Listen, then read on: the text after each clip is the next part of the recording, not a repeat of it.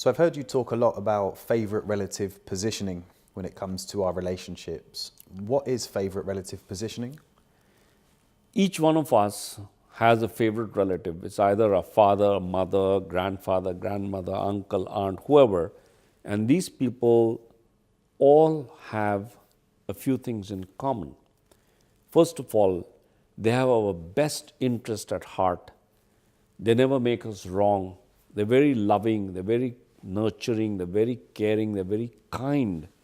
And in return, we seem to listen to everything that they have to say. They have the maximum influence on us. So if we start modeling our favorite relatives and start doing the things that they do, and we show up in all our relationships as people who are nurturing, caring, loving, never make them wrong, are supportive, then we earn the same power in these relationships to talk straight to them and make things happen. Because unless there is that huge bank balance of love, of affection, of caring, of commitment, nobody's going to respond.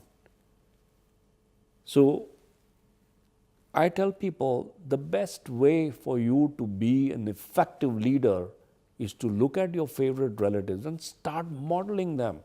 It's not written in the books. It's not written in theories. This is an experience. It's the presence of that leadership in your life. And the highest quality of leadership that you've ever experienced is the leadership from your favorite relatives. Start modeling them and you see the magic happen. It's so simple.